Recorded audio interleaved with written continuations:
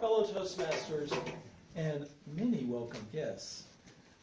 Last month I did a speech about Helen Traubel, the statuesque American Wagner singer at the Metropolitan Opera. She was, when I last left you, the leading soprano in the world. Well, things start changing in this speech.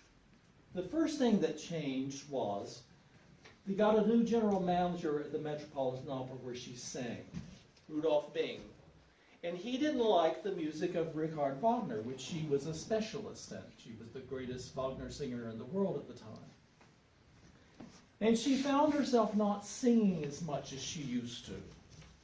And this was disturbing to her because she liked money. And about this time, something unusual happened. She had gone out to dinner at a swanky joint, and there was a couple sitting with their friends at the other table, and they were getting married. And Helen overheard the lady say, "I just wish this was the type of wedding where somebody would sing, 'Oh, Promise Me.'" Well, she walked over there, and she volunteered her services. Well, with a voice the size of hers, they could have heard her down the block. And everybody just went crazy, crazy, crazy. And she got so much fulfillment out of this. She was noticing, she liked singing Wagner at the Met, and she was great at it, but she was up on the stage all alone, and you're completely isolated from the audience. You have the orchestra between you and them, and you can't see them. It's all dark. And she just was getting kind of tired of not getting any feedback from the audience, except when she went out for the applause. She was invited to Chicago to go to a canteen. Does everybody know what a canteen was? Nope. Well, back during the war, they would have, it was like a special lounge for people in the service that would be in major cities. And she went and she was going to sing for them, and she overheard somebody say, "Oh, Lord, not another one of these long-haired singers." Long-haired singing back in the day meant the classical music. So she just, on the spur of the moment, her poor accompanist, she said, "I'm going to sing St. Louis Blues," which is a very bluesy number. She just completely berserk. She really liked this. She's kind of getting on a roll. And she was invited to go sing in Korea. So she went over there, and this was during the Korean War, and she was flying around in this plane, and she said that her derriere only fit on maybe 25% of the little aluminum chair that they had for her to sit in this plane, and they had her wear a parachute, and she said she was just mortified that it would not be big enough to carry her weight to the ground. She did a detour through Japan, and I'm bringing up this little anecdote because it's really funny. By the way, these are not anecdotal because I read all of these things in the book, so it's in written writing. She's in Japan, and this little tiny critic said, "Oh, Miss Traubel, she's so big, so broad, she looks so wonderful." There were no Japanese women that big. She's like 5'9". About this time, how many of you have heard of Jimmy Durante? Well, the older people, I think he was Jewish. He was a comedian back in the day, and he was just crazy funny. And he invited her to be on his show, and they just had a blast. And he invited her to go sing with him in Las Vegas. She said, "Well, what will I do?" He said, "Do what you do with me." He said, "The boys just think you're fantastic." Well, she didn't do that, but she started having some feelers out there, and she got booked in the leading nightclubs in the world.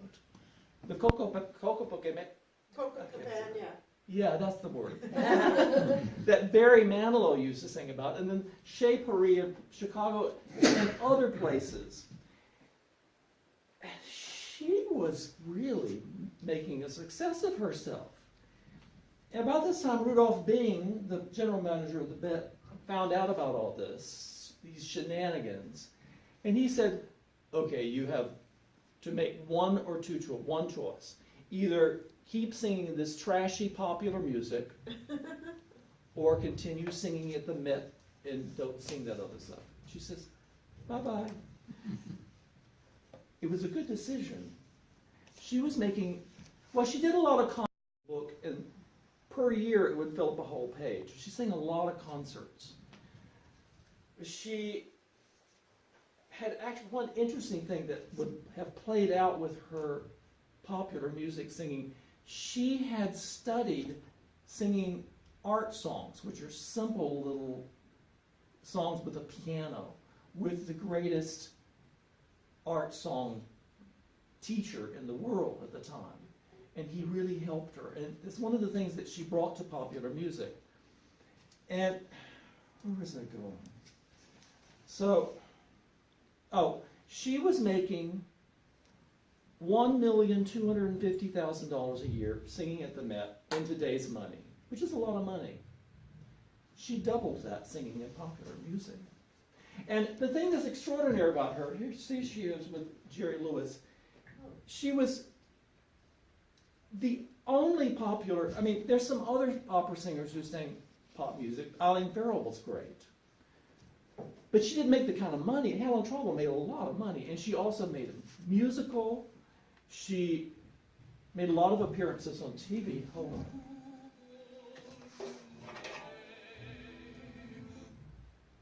That's a very flattering pose, isn't it? So, where was I? I lose my place. What was I talking about? Pose. Huh? A very flattering pose. Before that. Jerry Lewis. Oh. No, Jerry. Oh well, she made a movie called Deep in My Heart.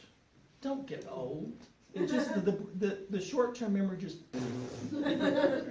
Deep in the Heart was a movie she made. It. All the clips in here are from that movie, and then she also made a comedy with Jerry Lewis. And here's the thing that's really extraordinary.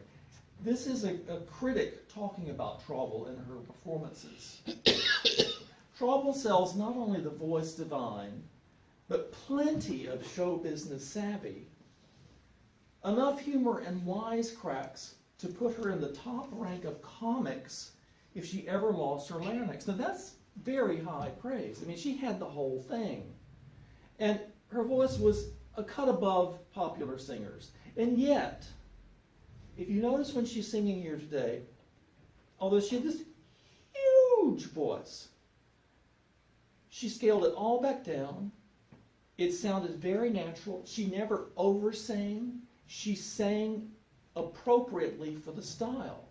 And not a lot of opera singers can do that. And she was really good at singing. And let's see. This is from Deep in My Heart. I'm going to turn it up a little bit. I just gotta find. There we go.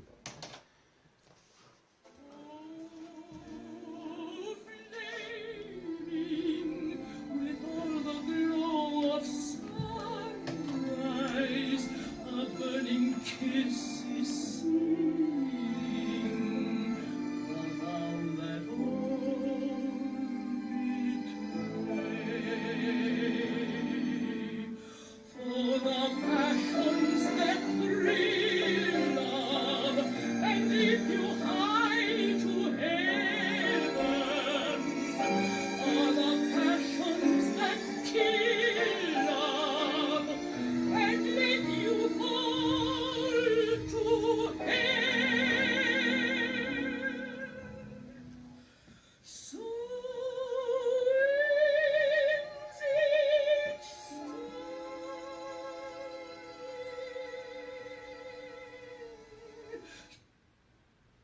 there.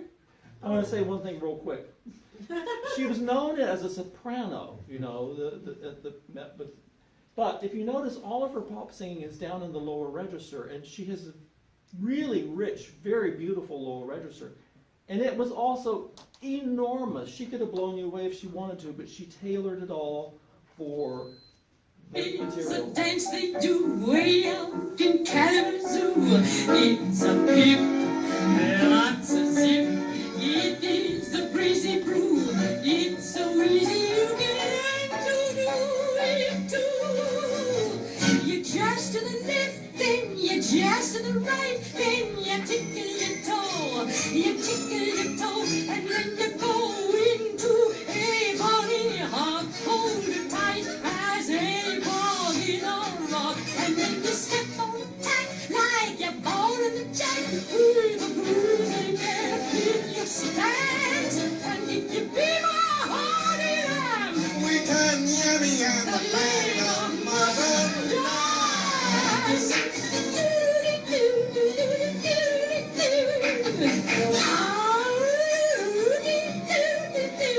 Watch out to step in all the time. I'm really hungry 'cause we're born to die.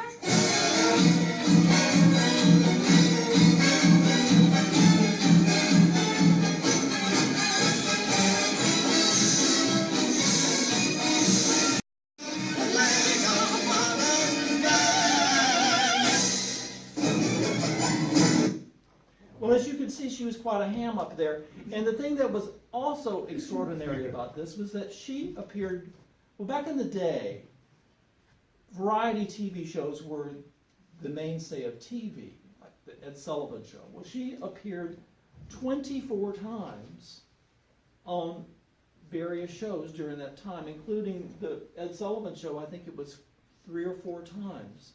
So she got a lot of exposure. My sister remembers seeing her back then. So I've enjoyed sharing with you. I think it's an interesting story of Helen Traubel and her marvelous talent. Thank you.